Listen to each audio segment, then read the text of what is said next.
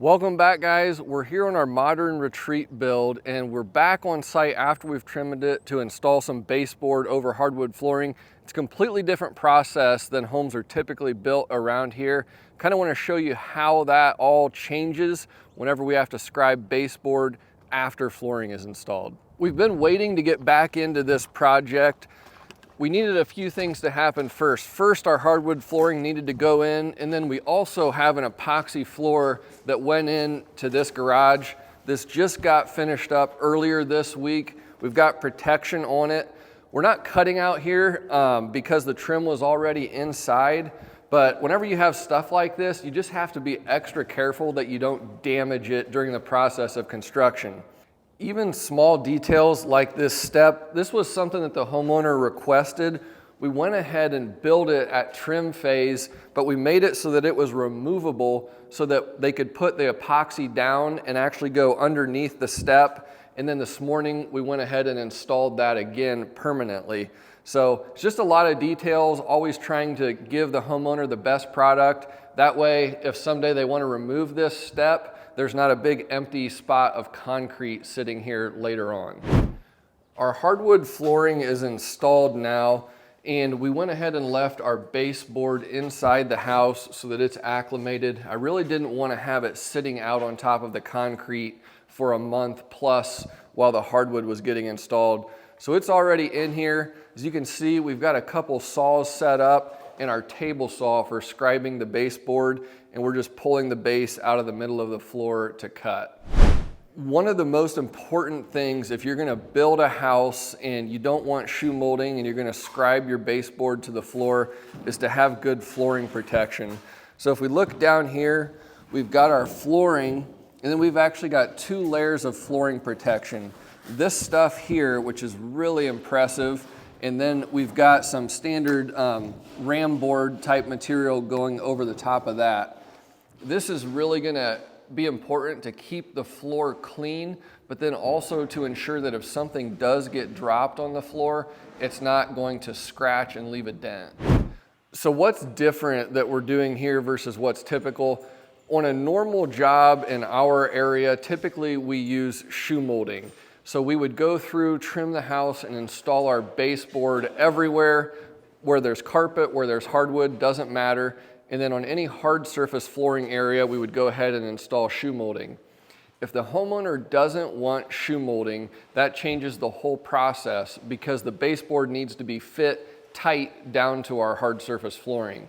So normally, if we didn't have any flooring installed here, we'd take the thickness of our finished flooring and then we'd nail our baseboard on an 1/8 inch higher than the flooring, which would leave a gap under our baseboard.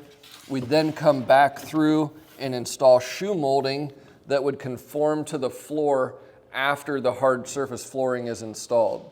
One thing that we really don't do and we try to avoid is scribing baseboard on top of a floating floor.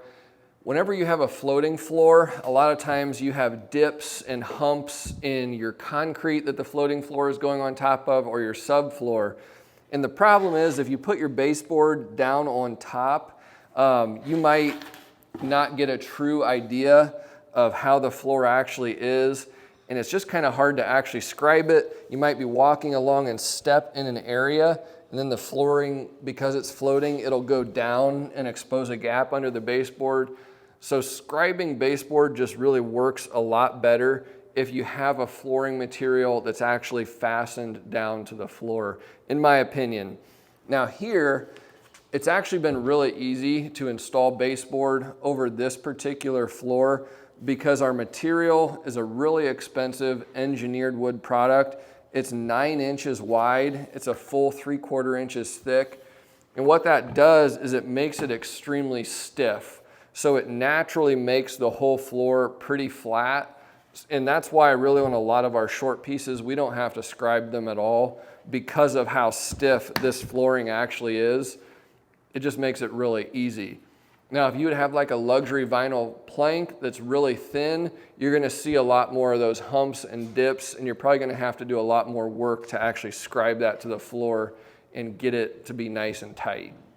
So what we're doing here is coming back after we've got our flooring installed and we're fitting all of the baseboard to the floor and scribing it in certain places where it needs it. So that's what we're going to kind of focus on in this video. The process is pretty much the same as we normally would cut baseboard, except on our long pieces, or if you happen to have a really out of level floor. So right here, you'll notice we've got a lot of short pieces, about 4 foot long. It's pretty easy to just go ahead and install those as they are because there's not a lot of humps and dips in a shorter section. Again, short pieces coming around here. If we look then to this hallway, we start to get into some longer pieces, and this is where you're gonna have to scribe them to the floor. So we're coming through here, short pieces. I haven't touched those. I basically cut those to length and installed them. This piece I didn't touch, but as we get over here, we've got some longer pieces, and as I snap those in place, you start to notice there's some larger gaps on the bottom here. On a high-end custom home, we need to cut the baseboard to fit the floor, and that's where scribing comes into play. So what is the tolerance that we're shooting for? It's about 1/16 of an inch. If you've got more than 1/16 of a gap somewhere, you really need to scribe it. 1/16 may sound like a lot, but whenever you're looking down at baseboard, if it's just a small area, you don't really notice that too much. So we've got over 1/8 of an inch right here, so I'm gonna go ahead and scribe it. I'll tell you first, one of the most annoying things is whenever we get flooring protection that's tight to the walls, we need to have some space to be able to fit the baseboard and actually get our scribing tools to trace the mark. Right here, my flooring protection is actually a little bit too close to the wall. Ideally, I'd like the flooring protection to stay about 6 inches off the wall, and that would give me enough space to use my scribing tool and get the base fit into place. The tricky thing about scribing baseboard is everything is running together. So if I scribe some material off of this piece, it's gonna drop it down lower, and then the top will no longer line up with the other piece that it's running into. If I've just got one piece right here that stands on its own that I need to scribe, I can scribe that piece individually because it's gonna drop down, it's not connected to anything, and you're not really gonna notice that. But once we get into the pieces that are connected together, we kind of have to just temporarily put all those pieces in place, get all of the corners to line up so that they're flush across the top, and then we're gonna scribe everything so that we're taking the equal amount of material off on each piece so that it all drops down the same and everything stays flush across the top. So what's the best tool for marking our scribe line? Here, I've got my scribing jig, and this actually uses a pen. So this is an ink scriber rather than a pencil, and it leaves a really nice, sharp, crisp line when you're scribing. It's perfect for scribing baseboard. I much prefer it over a pencil. So I've got it set already, and let's just get down here and I'll show you what it looks like. We're not actually gonna scribe this piece, but just to show you the line, it just leaves a really, really nice line there that's easy to cut to. So the way this works is we've got a variety of holes right here, so we can set different thicknesses on our scribe just simply by moving the pen to different holes, which will give us a different offset off of the wall. Here I'm already set up so that we can go over here and start scribing this baseboard. Now again, unfortunately, this flooring protection is kind of in my way, so I'm gonna peel it back a little bit, but I can just start going along here and marking this line, and then we'll cut it. So we just finished scribing this. We'll just start basically pulling our pieces, going over to the table saw and cutting to our line. Again, you'll see that this scribing jig leaves just a really nice crisp line. That's what we want to be able to cut to. We don't want a wide line. I'll give a link to this in the notes in the video description, but this is definitely worth having, and make sure you get a handful of refills for it as well.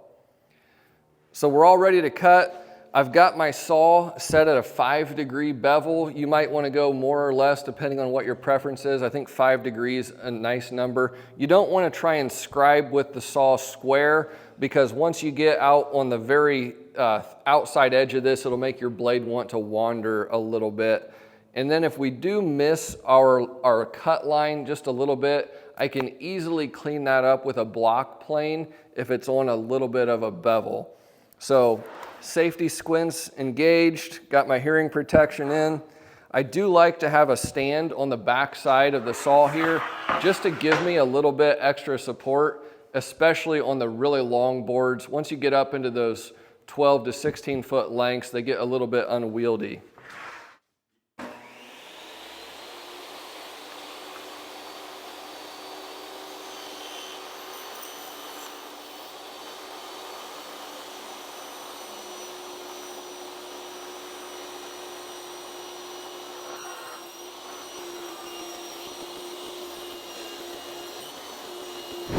Don't judge me too harshly. That was actually my first scribe of the day. I got to get warmed up a little bit. So I missed my line a little bit in a few places, and I can see that. It's really nice. Just get your block plane on here. I've actually got it set a little bit too deep, and I might be going the wrong direction with the grain. But you can just take that black line off just a little bit at a time. And this is where that 5-degree bevel comes in handy. Makes it very easy to get nice and tight to our scribe line. One thing I do like to do is just slightly break that bottom edge with some sandpaper. I do this not only on the pieces that I scribe, but also on the pieces that I don't scribe. I don't want to install this with a bottom edge that's splintery and dented and stuff.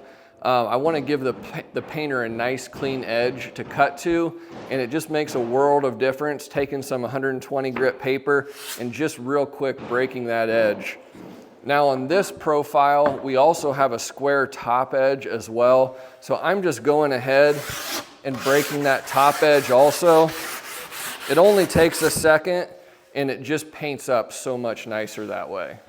Normally, whenever I cut on the table saw, I never have a stand in the rear on a table saw setup. But whenever you're scribing, it's just nice to have that extra support. It just keeps you from having to have so much tension on your hands as you're moving along. And then also, if you don't have this support back here, the longer the board is, the further you've got to back up to get it started. And that makes it harder to see your line as you're getting going here. So having this stand supporting the material up here a little bit, it allows me to stand closer, which helps me to see my line better and just have a little bit more accuracy. The thing you got to watch out for is inevitably you're going to get to a point and the board is going to come off the stand, and that can kind of jolt you if you're not kind of anticipating that. But with time and practice, you get kind of used to that. Now, I do want to kind of focus on technique, on freehanding a little bit. It's a skill. I've done it a ton. It's an important skill you really need to have. I like to have, you'll notice, one hand stationary up here. I'm not holding onto the board like this and trying to guide it this way. I think you don't get as much accuracy. With my hand up here, I can manipulate the board a little bit if I need to, but it also acts as kind of a pivot point, like a fence. As I feed the board through, it just gives kind of a solid surface for the board to ride on, and I can kind of adjust my hand I don't know what the right word is, micro adjustments as I go. So kind of pay attention to that. We'll go ahead and rip another one and see if we can do it a little better this time.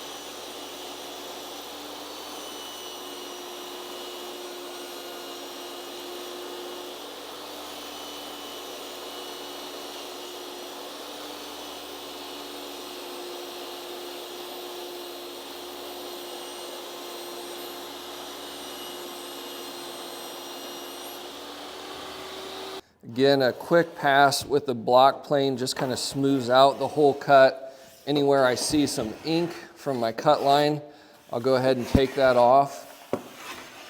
But I mean, we're getting a really high level of precision here, probably more than is even needed for baseboard. There's a few major changes in the workflow on how we do baseboard when we're scribing it to the floor versus whenever we're using shoe molding. If I was cutting a whole level normally, I would make my cut list, I would go to the saw and cut it, and I would basically bring my baseboard out and I would just scatter it around on the floor.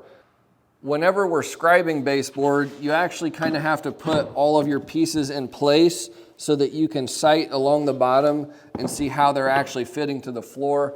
A lot of shorter pieces like this won't need to be scribed, but your longer ones will, which is a whole nother step in the process because you have to mark them, take them back to the saw, scribe them, and then put them back in place and nail them off. So it is more labor to install baseboard when you're scribing versus whenever you're not. I want to talk a little bit about cutting and coping this kind of unique baseboard profile. I think I actually made a video about a similar profile earlier this year, but this baseboard, it's got a flat face, and then we've got a 1/4 inch by 1/4 inch groove going the whole length of it. It's a really neat profile. You still have to cope it, in my opinion. But it's done a little bit differently than you would with contoured copes like we're more used to as carpenters. So I've got my 45 here on this side, and to cope this, we come around here. I always like to try and make the majority of my straight cut with the saw if possible. Most of you are pretty familiar with coping, but for those of you that aren't, when we put a 45-degree cut on our material, to cope it, we're going to cut along this face line where the face of the material makes that 45-degree angle. We just basically need to trace this whole thing out, and that's a cope cut. Whenever it's got this groove detail, it's basically all we need to do is retain that little notch sticking out to cope it. So I like to start off with the saw and make that long cut, as well as a little shortcut here where the end of that groove will terminate.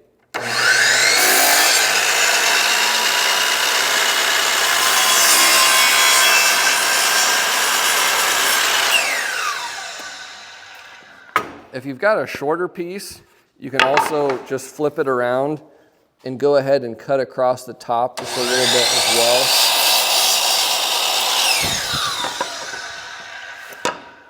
You won't be able to go very far, but you can get a good start. Now, normally, I like to cope using a jigsaw like this with a Collins coping foot, and we would typically be cutting from the underside. Because everything is just straight square cuts with this, I actually prefer to cope this profile with just a regular jigsaw. So we'll go ahead, I'll put a little bit of an angle on it, but it really doesn't need much. And I'm just going to trace out that line with the jigsaw here.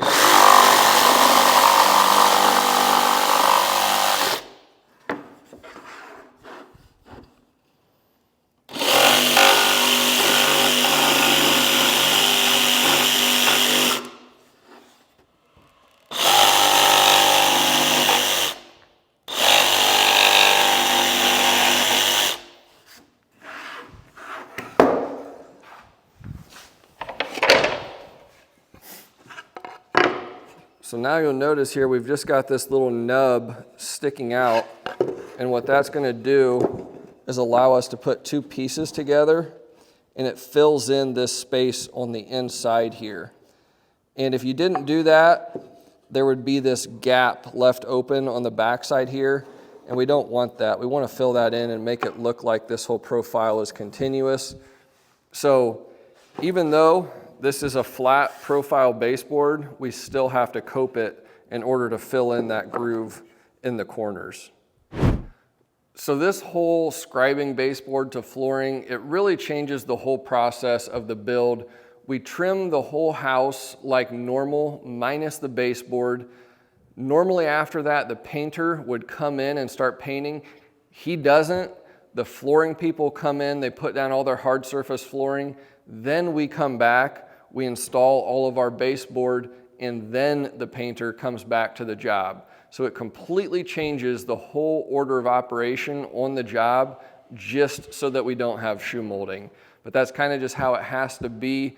It'll yield a great result whenever we come back in and put the baseboard in raw versus pre-finishing it. I know some people do pre-paint the baseboard. I don't feel like that's gonna give us a good end result compared to how we're doing it here. So I'd love to hear more of how you guys do it in different parts of the country, Canada, etc. But that's how we're doing it here. Hope this has been helpful. Let me know what you think, and we'll see you in the next video.